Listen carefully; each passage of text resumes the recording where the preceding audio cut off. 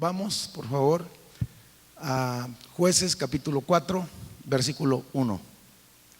Dice la palabra del Señor: después de la muerte de Ahod, los hijos de Israel volvieron a hacer lo malo ante los ojos de Jehová. Y Jehová los vendió o los entregó en mano de Jabín, rey de Canaán, el cual reinó en Azor. Y el capitán de su ejército se llamaba Sisara, el cual habitaba en Aroset Joim. Entonces los hijos de Israel clamaron a Jehová, porque aquel tenía 900 carros cerrados y había oprimido con crueldad a los hijos de Israel por 20 años. ¿Cuánto tiempo? 20 años. Gobernaba en aquel tiempo a Israel una mujer, Débora, profetisa, mujer de Lapidot, y acostumbraba a sentarse bajo la palmera de Débora entre Ramá y Betel, en el monte de Efraín. Y los hijos de Israel subían a ella a juicio. Y ella envió llamar a Barak, hijo de Abinom, de Sedes de Neftalí. Neftalí es el estado. Y le dijo: ¿no te ha mandado Jehová Dios de Israel diciendo: ve, junta tu gente en el monte de Tabor y toma consigo 10,000 hombres de la tribu de Neftalí, de la tribu de Zabulón, y yo traeré hacia ti al arroyo de Sisón a Sisara, capitán del ejército de Jabín, que con sus carros y sus ejércitos. Y luego dice al final de esta lectura: y los entregaré en tus manos. ¿Qué cosa? Los entregaré en tus manos. Versículo 15 del mismo capítulo dice: y Jehová quebrantó a Sisara, a todos sus carros y a todo su ejército a filo de espada delante de Barak. Y Sisara descendió del carro y se fue huyendo a pie. Señor, muchas gracias por tu palabra, que es poderosa, que es viva y es eficaz. Yo pido que tú nos edifiques en tu palabra en esta tarde, que uses mis labios, Señor, y que nuestros oídos puedan ser atentos y abiertos para escuchar tu palabra. En Cristo Jesús, Señor nuestro. Amén. Todo pensamiento es llevado cautivo a la obediencia que es en Cristo Jesús, Señor nuestro. Puede tomar su lugar, por favor. ¿Sabía usted que en el mundo, afuera en el mundo, se admira a las personas que se destacan en algo, ya sea en la ciencia, en los deportes, en las artes, en la política? Inclusive el mundo admira mucho la belleza. Y yo empecé a reflexionar en algo en lo particular, y empecé a reflexionar en relación a qué se va a decir de nosotros cuando ya no estemos, porque somos de paso. Seamos hombres o seamos mujeres, algún día, ¿qué van a decir nuestro esposo, nuestra esposa, nuestros hijos, nuestros vecinos, nuestros compañeros de trabajo? ¿En qué categoría nos van a clasificar? Esto es solamente para reflexionar. Quisiera decirle que en la Biblia existe una mujer, y yo quisiera entonces meterme en el tema. Hay una mujer en la historia, en el Antiguo Testamento, destacada, y si yo escribiera un libro o una novela de ella, le hubiera puesto como título: la mujer que se ganó el respeto de todos. Me refiero a esta mujer que se llamaba Débora. Débora se encuentra entre las mujeres más famosas de la historia hebrea. Estamos hablando que vivió hace más de 3,000 años, donde las mujeres no ocupaban lugares de importancia en la sociedad ni aún en la familia. Oye, se puede decir que estaban invalidadas. Su palabra en ocasiones no tenía mucho valor. Lo que ellas opinaban no era relevante. Se puede decir entonces que a pesar del ambiente o del momento que le tocó vivir a ella, si podemos verlo desde el punto de vista natural, se repite la historia. Lo débil del mundo escogió Dios nuevamente para avergonzar a los fuertes. Y es precisamente a través del ministerio y de la vida de esta mujer, oye, que Dios hace algo poderoso. Una mujer sencilla. Yo te quiero comentar en esta hora: no te descartes a ti mismo. Si el Señor lo hizo en el pasado, lo puede hacer ahora contigo, porque en ocasiones tenemos un concepto tan bajo de nosotros mismos que nos incapacita para ir hacia adelante. Esta mujer llamada Débora es de las pocas mujeres de la Biblia que fue notoria por su propio mérito, no porque se casó con un rey, no porque fue la esposa de un profeta, no, sino por su propio mérito. Hoy en día hay un ejemplo muy claro. En ocasiones la mayoría de las esposas de los presidentes, en ocasiones, son personas que viven en el anonimato, pero en el momento en que ellas se casan con el señor presidente, oye, entonces son conocidas en toda la nación. El caso de ella fue notoria por sus propios méritos. Hay pocos detalles sobre la vida. Oye, no dice mucho la Biblia de ella, y encuentro algunas características que quisiera comentarles. Primero que nada, Débora era un ama de casa, casada con un hombre llamado Lapidot. A ver, levanten las manos las que están casadas y digan: qué bendición. Uy, con ese ánimo basta ya. Segunda oportunidad, levante la mano a las que están casadas y digan: qué bendición. Ya le pellizcó el esposo ahí. Por cierto que Lapidot significa lumbrera o iluminado. A lo mejor tu esposo no es tan brillante, pero es buena persona. Dios te bendijo con él. Débora era una ama de casa. Débora era una mujer sabia, sabía actuar oportunamente. Débora era una mujer valiente, es la tercera o cuarta característica. No temía los desafíos de la vida, no se intimidaba. Muchas de ustedes, cuando pasan por circunstancias difíciles, se intimidan, empiezan a llorar, pero creo que Dios quiere formar en usted una mujer valiente y un hombre valiente. Débora era una mujer de fe, creía a Dios y a sus promesas. Además, Débora tenía un ministerio, fíjese. A pesar de que tenía obligaciones, y según los comentaristas dicen que era una mujer que sabía estar en sujeción, pero era una mujer que empezó como profeta, y llegó un momento en que la gente empezó a venir a verla, y terminó siendo como una juez que impartía justicia.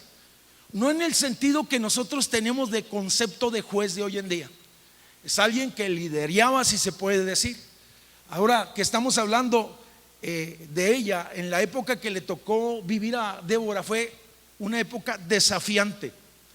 Primero que nada, los hijos de Israel, sus contemporáneos, los que habían salido de Egipto y los que habían cruzado el desierto y habían llegado a la tierra prometida, habían abandonado la fe de sus padres. Es más, el problema estaba más serio todavía. Ellos no conocían al Dios de sus padres, hermanos.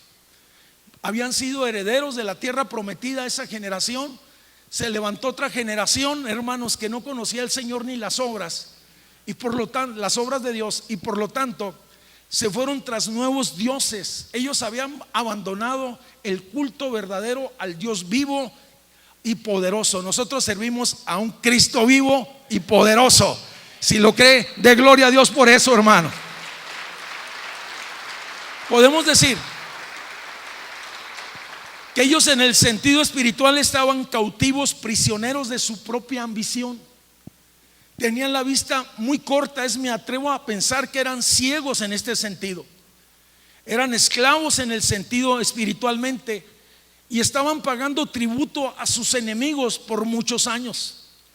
Esto se debió a que después de que Josué, el hombre que los había introducido a la tierra que fluía leche y miel, dice que ellos se olvidaron de Dios, y vino un periodo de discordia, y vino una desorganización entre los pueblos, y vino una falsa adoración, terminando entonces ellos siendo tributarios de sus enemigos.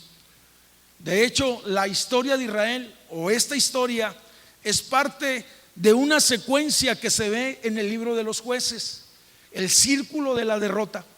Oye, ¿en qué consiste el círculo de la opresión y de la derrota? Es que ellos, dice, que se olvidaban de Dios. Venían los adversarios, venían los enemigos, los oprimían, los castigaban, los robaban. Oye, entonces los subyugaban y los ponían como prisioneros, y entonces ellos clamaban a Dios.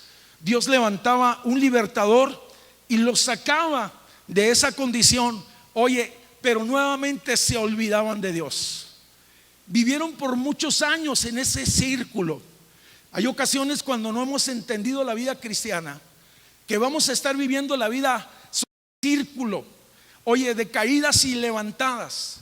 La Biblia habla que el Señor ha pensado de que vayamos de victoria en victoria, no de victoria en caída, sino de victoria en victoria.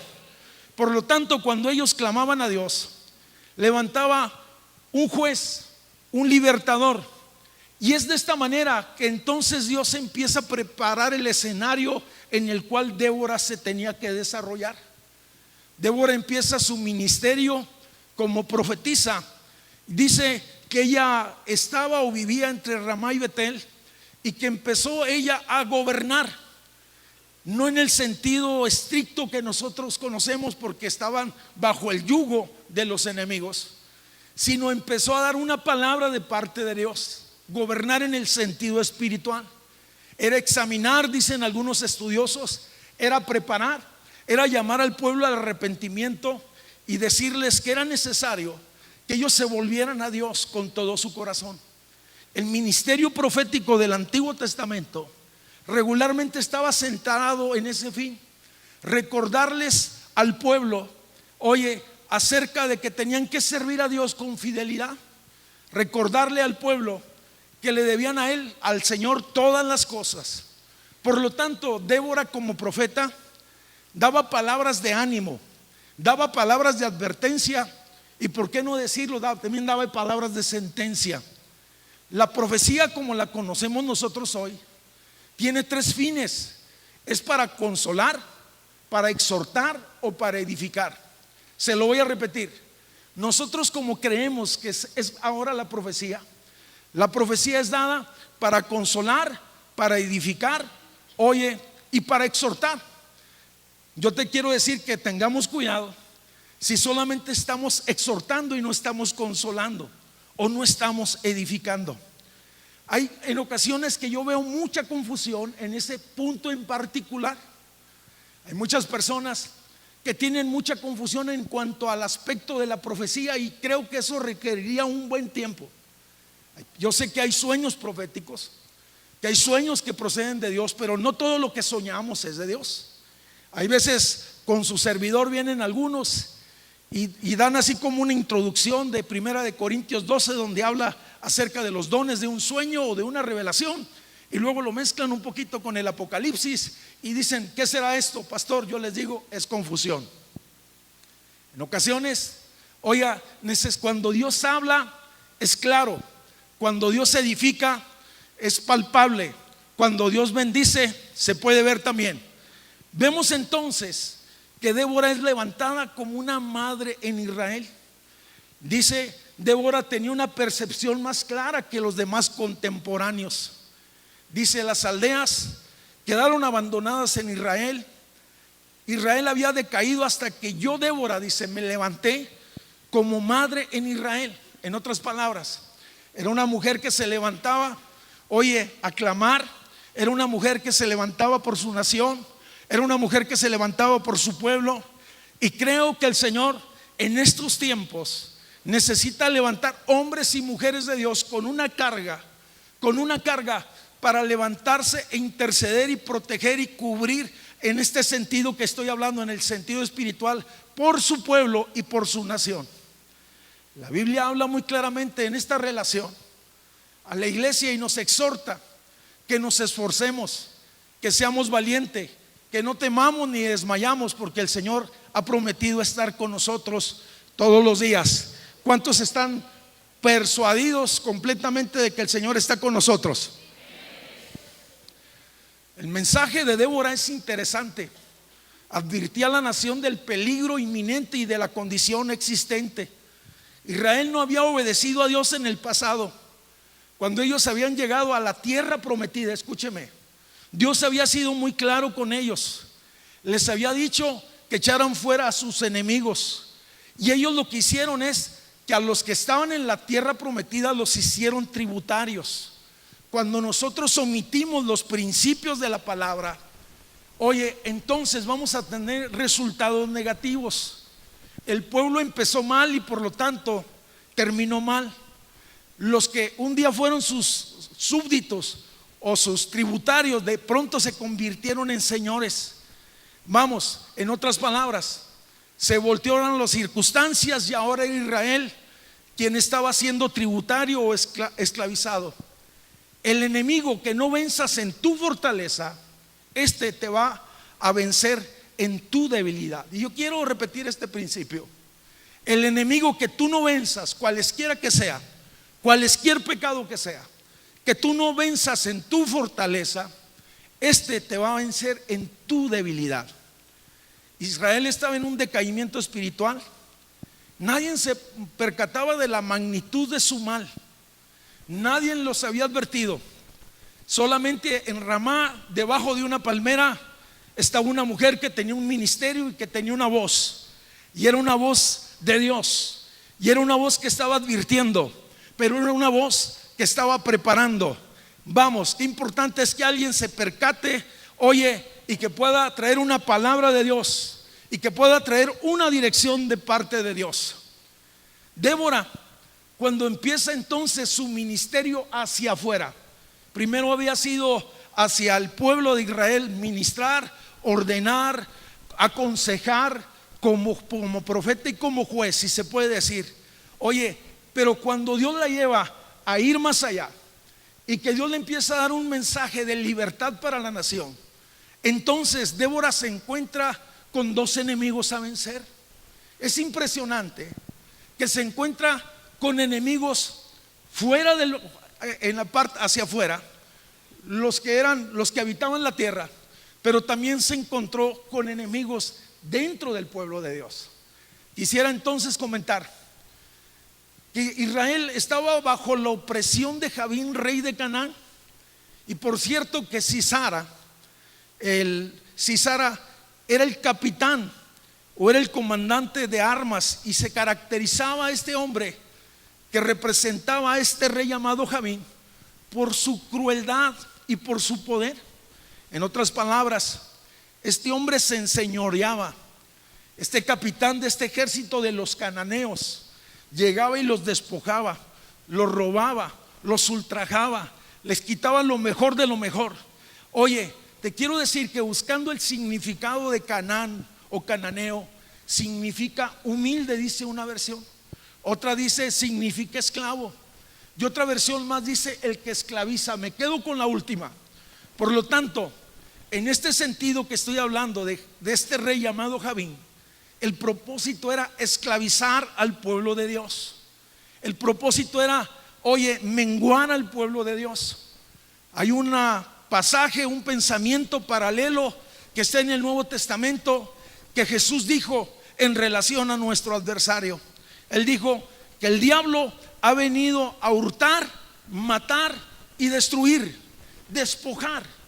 Pero la diferencia es que Cristo ha venido para darnos vida y vida en abundancia. Si tienes a Cristo, tienes la vida. Si tienes a Cristo, tienes la vida. Yo que tú se lo daba más fuerte ese aplauso. A ti la gloria, Señor. A ti la gloria solamente. Qué impresionante es esto. Cuando haces un análisis en relación a lo que este hombre hacía, Javín, el rey de Canaán, se convirtió entonces en un aguijón espiritual para el pueblo de Dios. Fíjate lo que te voy a decir. Ellos ya estaban en la tierra prometida que Dios había hablado desde muchos años atrás. Pero dentro de la tierra prometida estaban siendo tributarios y por lo tanto, oye, estaban siendo aguijoneados. No estaban arriba, estaban abajo. No estaban adelante, estaban atrás. Javín, rey de Canaán, se había convertido en el opresor que los esclavizaba. Este hombre llamado Javín se había convertido en el devorador del bien de la tierra y de las bendiciones que Dios les había dado. Jabín se había convertido en el desolador dentro de la tierra prometida y el destruidor de los sueños de Dios. En otras palabras, te lo voy a decir, este rey llamado Jabín tratará de mantenerte en temor y en vergüenza. Así como el diablo, oye, en estos días viene para estos mismos fines, yo quiero que salgamos con un pensamiento: Cristo tiene cosas mejores, en Cristo hay libertad, en Cristo hay sanidad, en Cristo hay restitución, en Cristo hay vida y vida en abundancia. Sea su nombre glorificado. El primer enemigo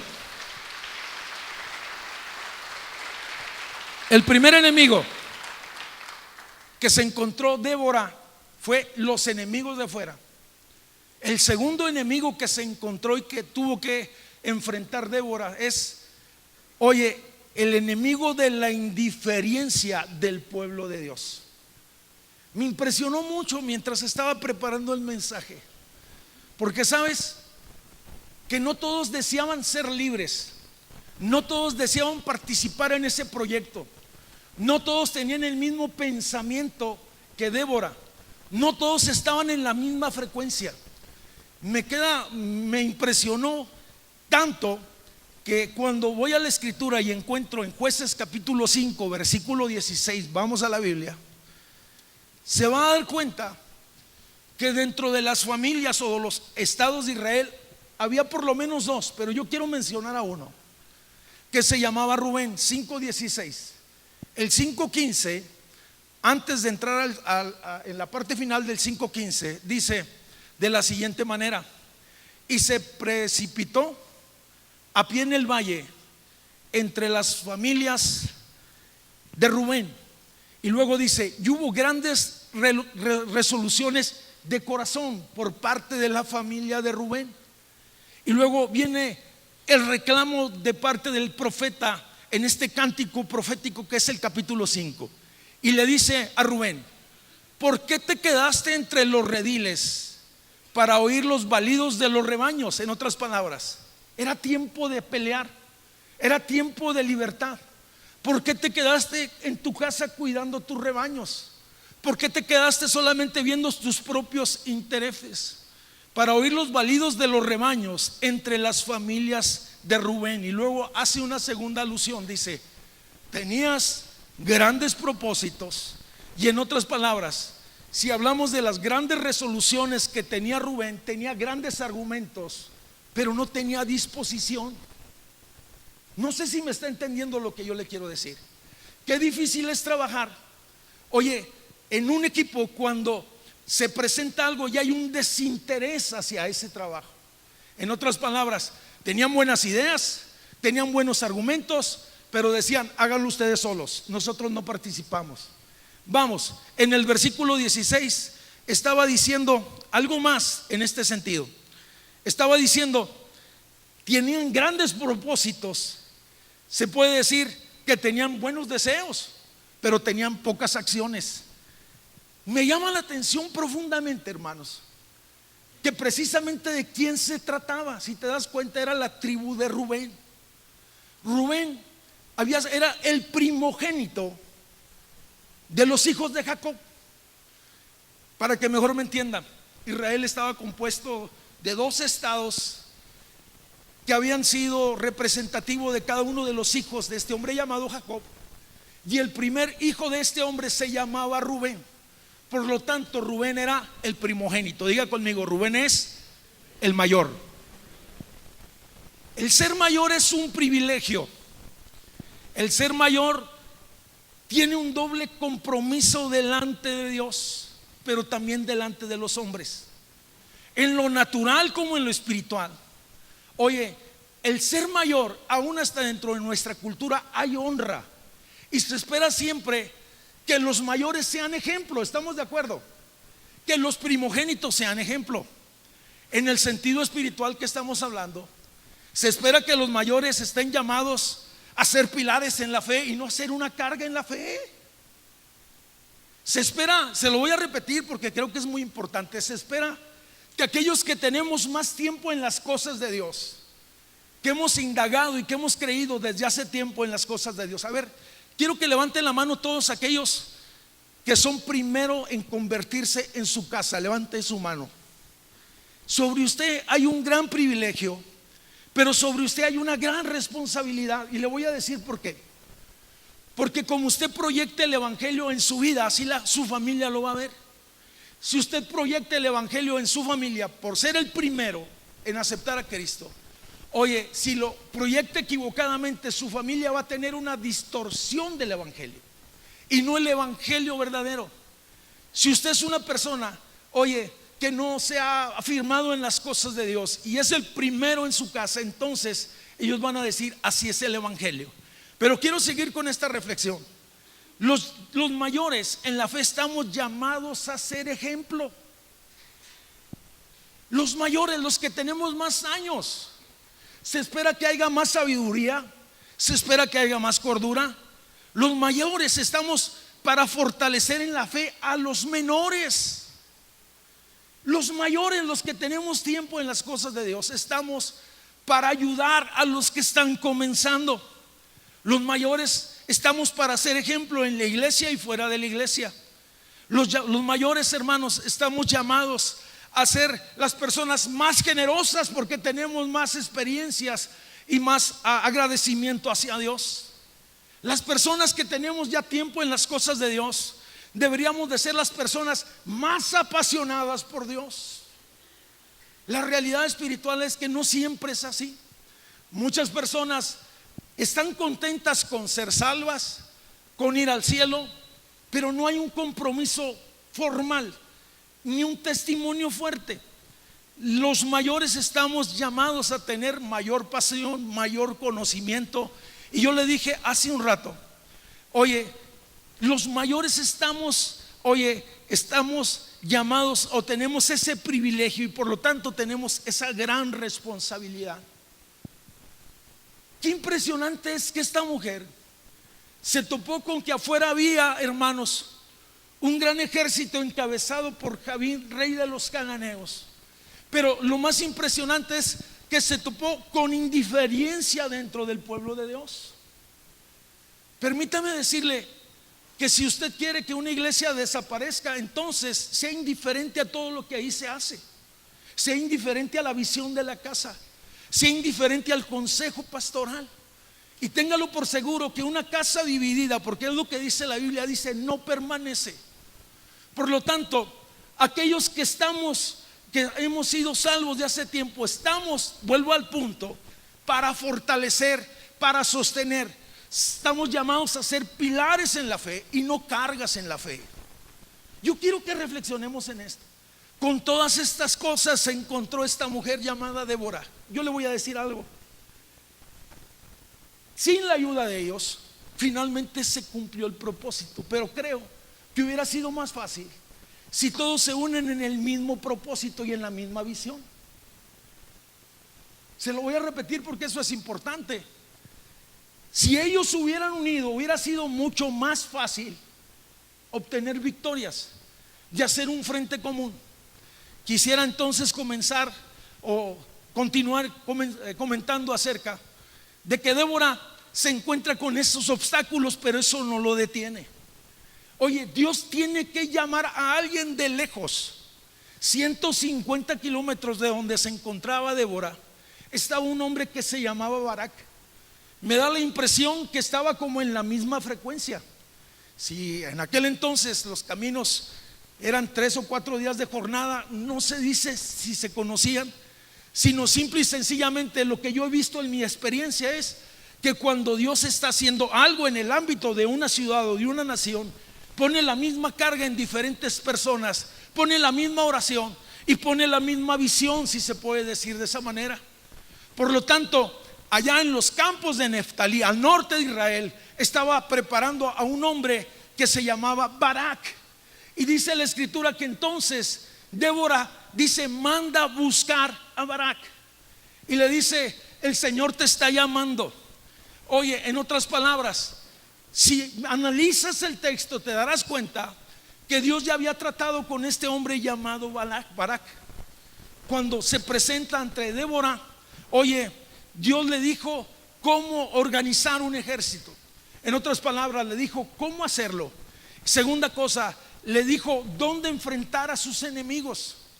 La primera cosa le dice: ve y conforma un ejército y levanta, porque va a ser el ejército que va a liberar a la nación. La segunda cosa le dice, le da la estrategia. Dios es Dios de estrategias. Le dice: será en el monte Tabor, en tal arroyo.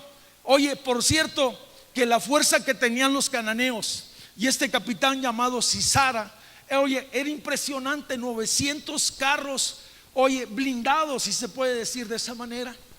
La mayoría de los judíos de ese entonces eran campesinos, eran labriegos, no eran muy diestros en la guerra. Por cierto, que a lo mejor existían muchos temores. Actualmente es al revés. Israel a lo mejor es de los ejércitos más pequeños del mundo, oye, pero de los que tienen mayor capacidad en el mundo, capacidad de estrategia y de respuestas y todas estas cosas. La palabra de Dios decía: ¿no te ha mandado Jehová, Dios de Israel?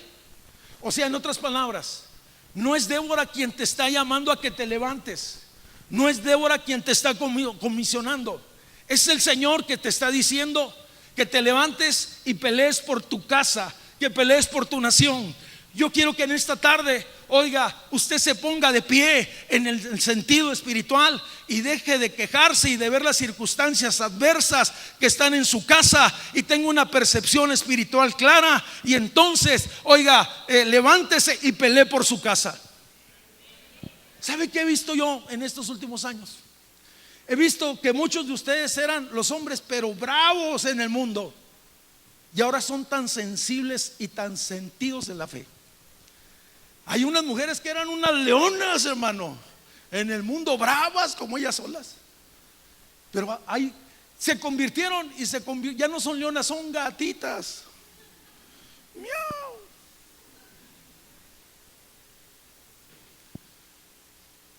Yo le quiero decir, mire, y no quiero profundizar en eso, solamente como una reflexión.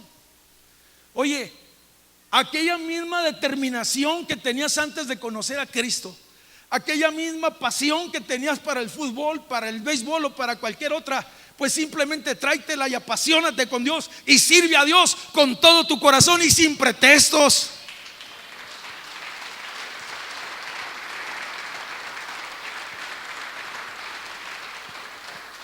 Dios le dijo cómo hacerlo, Dios le dijo dónde hacerlo. Algunos de los escritores hablan que fue ayudado por Dios de manera sobrenatural. Algunos hablan en el versículo 5:20, dice, donde narra el encuentro, la pelea o el combate que se dio entre ambos ejércitos. Y dice el versículo 5:20, capítulo 5, versículo 20: desde los cielos pelearon las estrellas, desde sus órbitas pelearon contra Sisara. Algunos comentaristas dicen que se desató una gran lluvia y que los carros de los cananeos no pudieron avanzar y que por eso fueron presa fáciles. Algunos que son más radicales dicen que ángeles de Dios vinieron y trajeron y libraron la batalla. Simple y sencillamente, no nos salimos del texto. El cielo ayudó a la verdad, el cielo ayudó a su pueblo. Dios está de parte de la justicia. Dios quiere libertad, Dios quiere bendecirte, Dios quiere levantarte. Sea su nombre glorificado para siempre.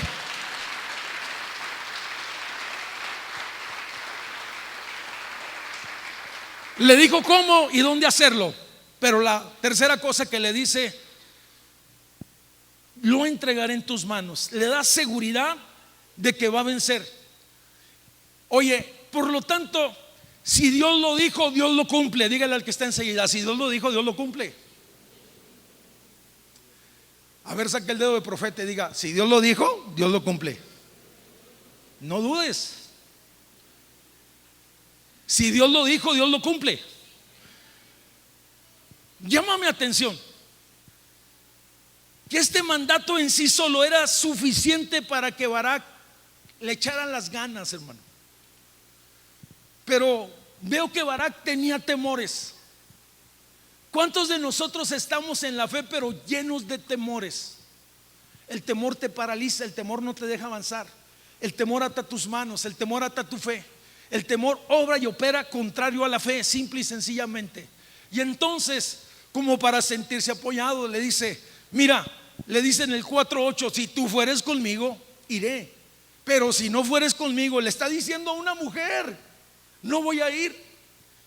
Yo le quiero preguntar, ¿qué tanto valor puede tener una mujer a la hora de los trancazos?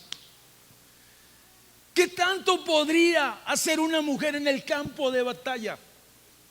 Usted va a decir poco, yo le digo mucho. Se equivocó. ¿Sabe usted que en Israel las mujeres también prestan el servicio militar? Las ponen a correr. La diferencia entre los árabes y los judíos es que las mujeres, los árabes las tienen ahí en su casa teniendo hijas y nunca las ponen en la línea de defensa. En Israel son aviadoras, son pilotos, son marinos, son gente que defienden su casa y su nación. Se lo voy a repetir: son guerreras, son gente que se levanta cuando hay peligro, son intercesoras, son gente que pelea la buena batalla de la fe. Y se tiene que levantar de esa generación y de esa clase de personas, hombres como mujeres, para que se paren firmes en las cosas de Dios.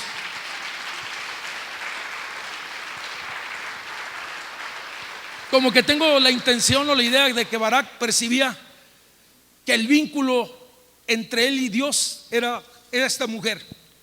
Se puede decir que hubiera sido suficiente su fe puesta en Dios y en las promesas de Dios. Débora, accediendo, en el versículo 9 dice, le habla acerca de esa debilidad y le dice: esto en cierto sentido va a robarte la gloria y el honor, y se le pasará simple y sencilla a una mujer. Yo le voy a decir algo. ¿Sabe usted que en el sentido misionero, las primeras misioneras evangélicas que fueron a Haití, que fueron a Cuba, que fueron a Puerto Rico, los primeros misioneros fueron hombres?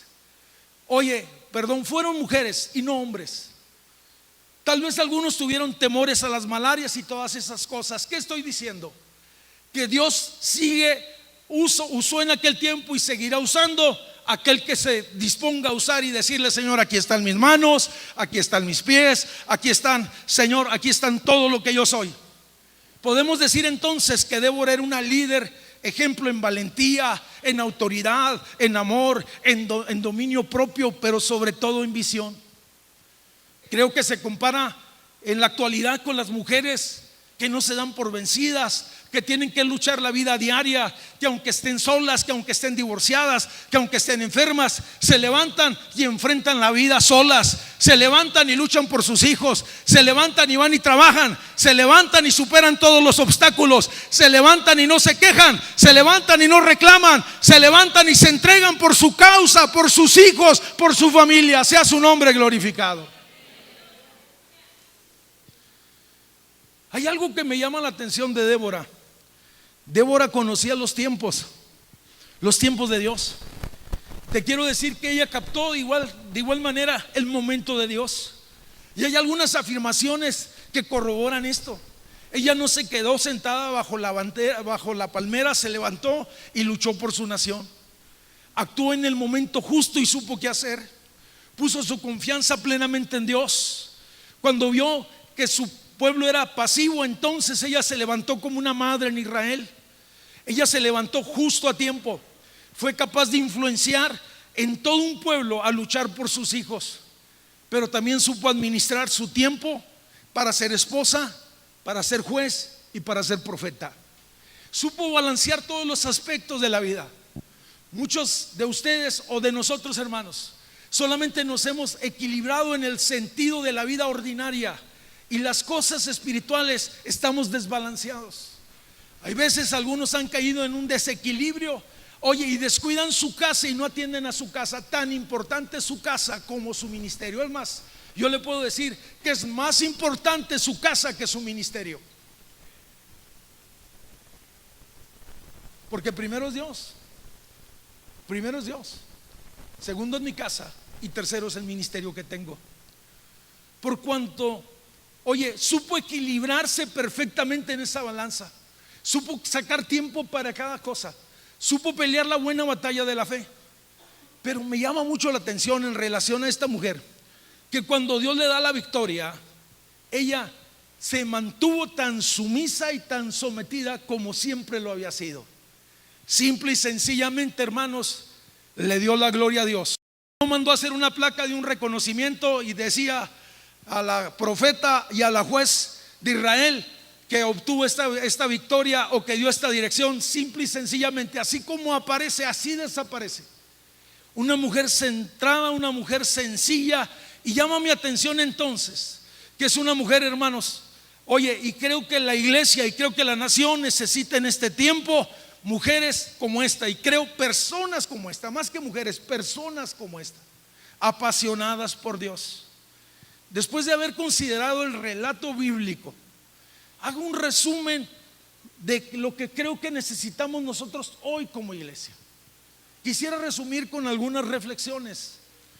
Primero que nada, la iglesia necesita captar el momento de Dios cuando se presenten las grandes momentos y ocasiones. Eclesiastés capítulo 9 versículo 11, tiempos y ocasiones, dice, a todos se nos dan. Eclesiastés capítulo 3 versículo 1 dice, todo tiene su tiempo debajo del sol. Todo lo que viniera a tu mano a hacer, hazlo, dice. La iglesia necesita estar, oye, en sintonía con Dios. La iglesia necesita estar en la frecuencia de Dios. La iglesia necesita afinar su oído espiritual, escuchar y entrar en el consejo de Dios, en el secreto de Dios, para que reciba las estrategias de cómo hacer las cosas en la vida y en la fe. La iglesia necesita rescatar los valores, y hablo de la iglesia cristiana que un día poseyó. Cuando usted analiza la iglesia primitiva, no me voy a meter mucho ahí, pero cuando usted analiza la iglesia primitiva, era una iglesia poderosa, que conforme pasaron los años encontramos una iglesia diluida, carente de poder. La iglesia necesita recuperar la pasión, la iglesia necesita recuperar la santidad, los valores que un día, el poder que un día poseyó en sus inicios. La iglesia necesita salir de su palmera o comodidad espiritual.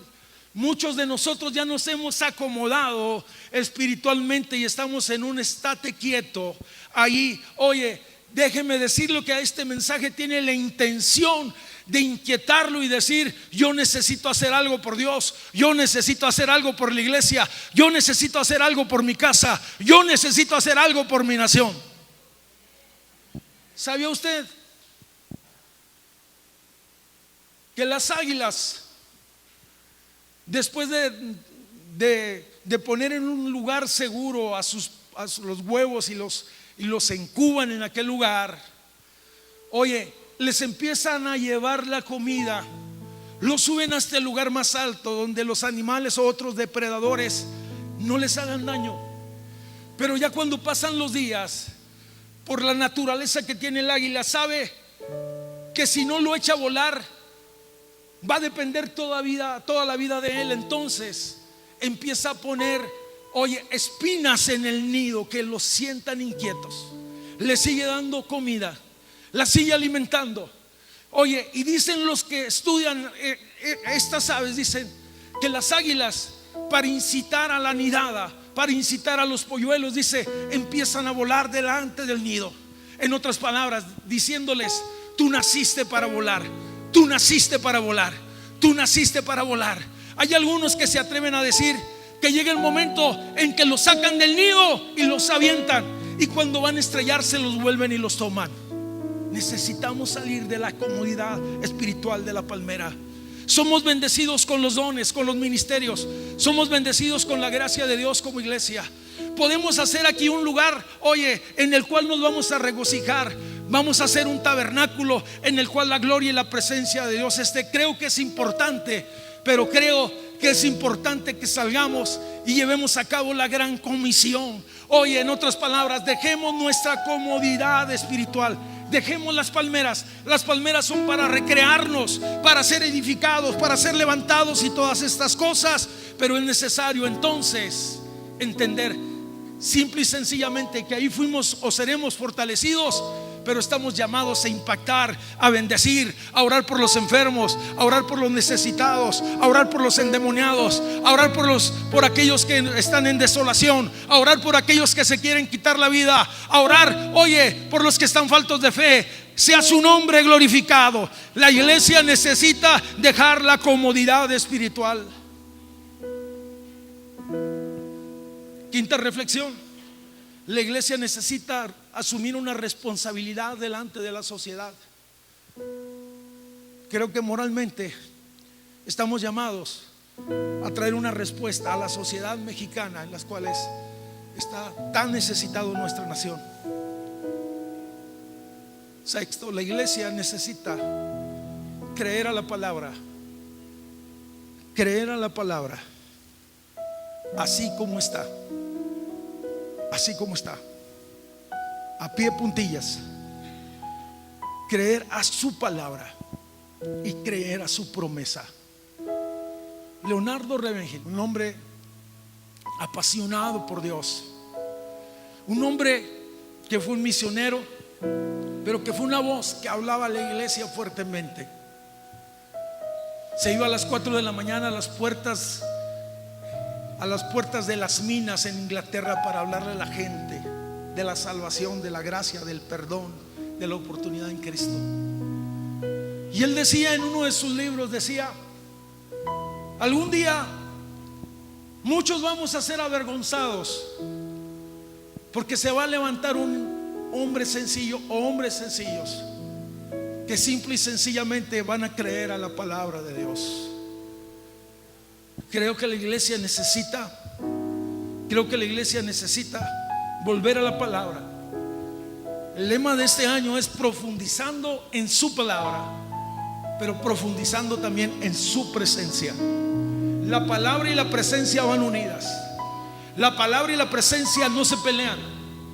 La palabra y la presencia van a la par. Necesitamos creer a la palabra y a las promesas.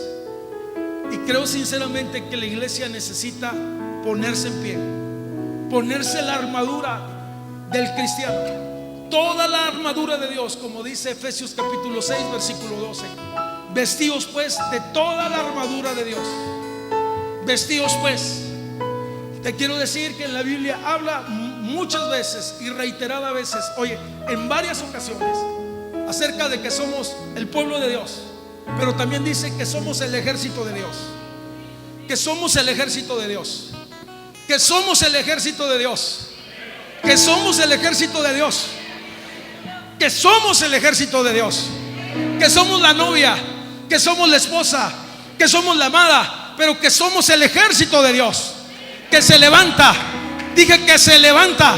Que no está conforme con que el diablo reine, con que el Dios de este siglo haga y deshaga, sino que se levanta y se pone en la brecha y pelea la buena batalla de la fe.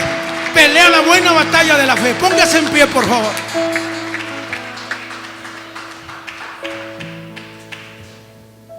Yo le dije al principio de esta reflexión,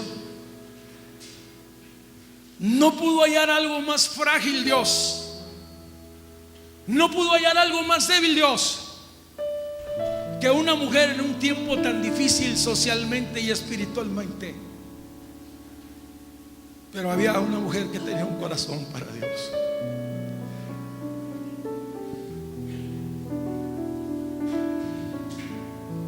Aunque era limitada por ser mujer, Dios no pudo hallar algo más débil. Y el pensamiento central es simple y sencillamente: lo débil del mundo ha escogido Dios. Lo débil del mundo para avergonzar a los fuertes. Llegó Débora a la batalla, llegó Barak a la batalla. Dice que se dio la batalla en ese lugar. La victoria Débora la sabía, era de su parte. De tal manera se sintió tan amenazado Sisara, dice que salió huyendo y corriendo, tratando de escapar por su vida. Más adelante la Biblia dice que otra mujer lo estaba esperando. Lo que comenzó con una mujer terminó con otra mujer, una mujer llamada Jael. Oye, que fue la que vino terminando con la vida de este hombre. Todos tus enemigos, dice, por un camino vendrán, dice la promesa, por un camino vendrán contra ti, pero por 7 caminos saldrán huyendo tus enemigos. No lo dice el pastor, no lo dice el escritor, no lo dice el comentarista, lo dice Dios. Vendrán contra ti como un ejército por un camino, pero saldrán huyendo por 7 caminos, porque conmigo está quien es más poderoso, quien es poderosísimo. Sea su nombre glorificado. Dale un fuerte aplauso al Señor.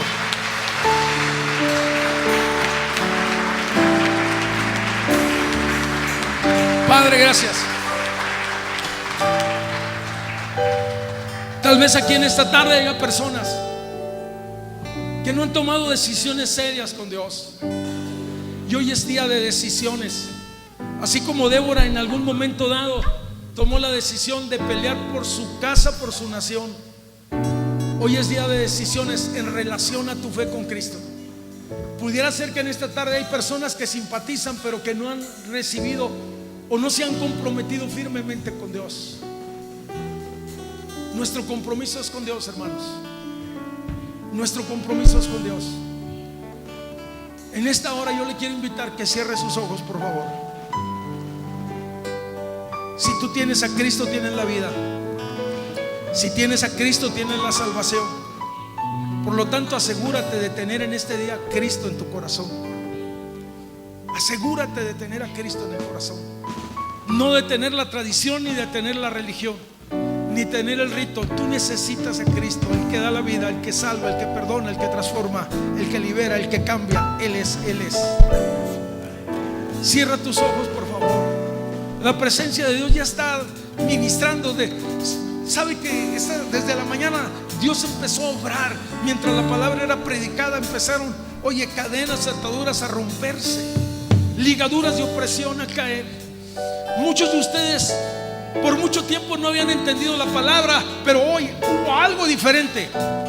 La luz, la iluminación, la gracia de Dios te lleva a esta verdad, que te tienes que levantar, que te tienes que levantar, que tienes que ponerte firme en las cosas de Dios.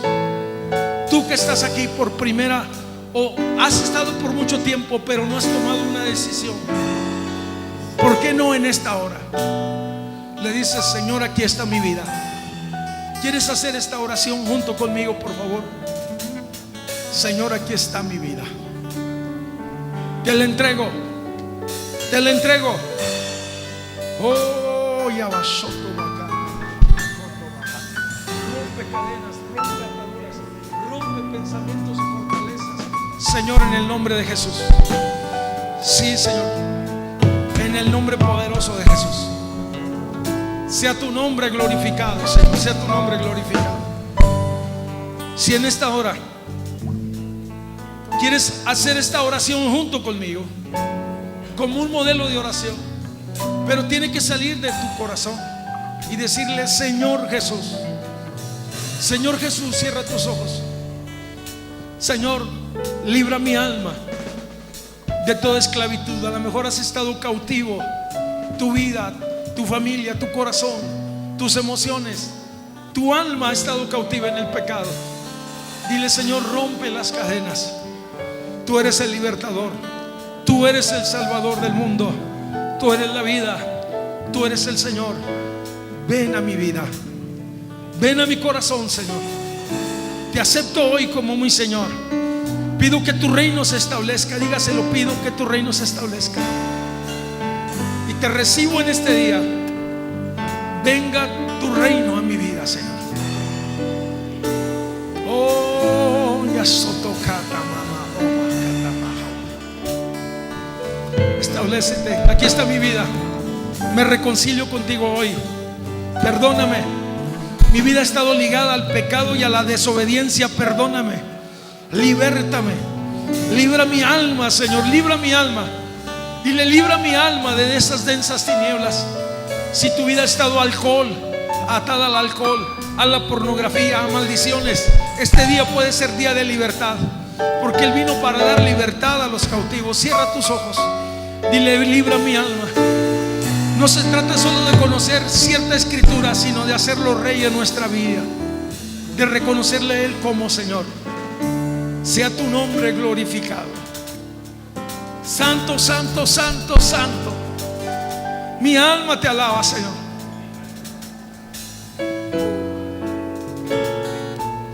Mi alma te alaba. Espíritu Santo, yo pido que traigas convicción, empieces a obrar en el corazón. Wow.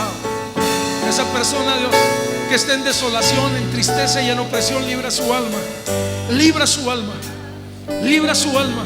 Ataduras de muerte se rompan de su vida ahora, Padre, en el nombre de Jesús. Pensamientos de mal y de venganza se rompan en su vida. Tu gracia lo abrace en este momento.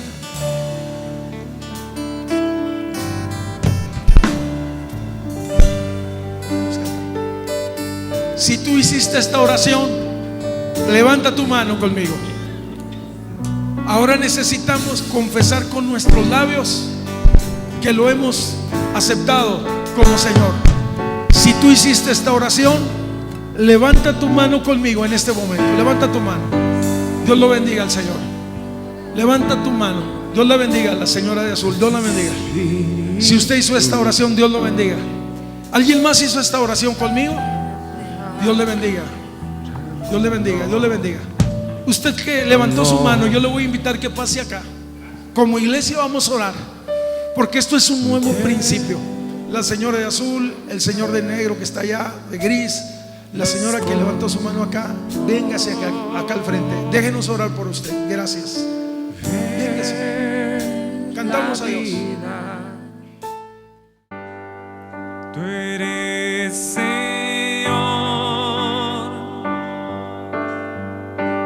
mi esperanza,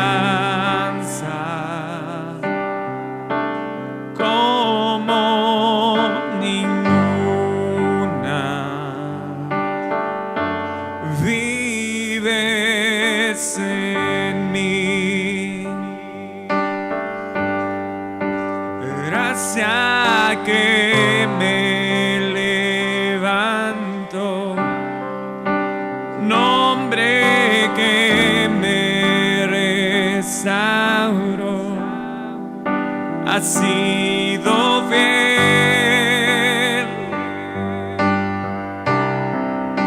ha sido fiel.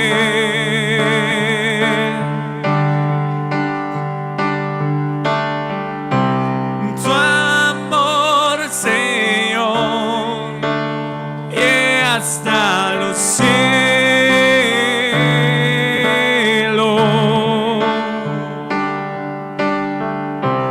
Tu fidelidad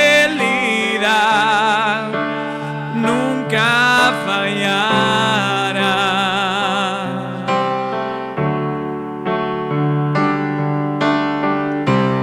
Tu amor, Señor, llega hasta los cielos. Sí, Señor. Tu fidelidad nunca fallará.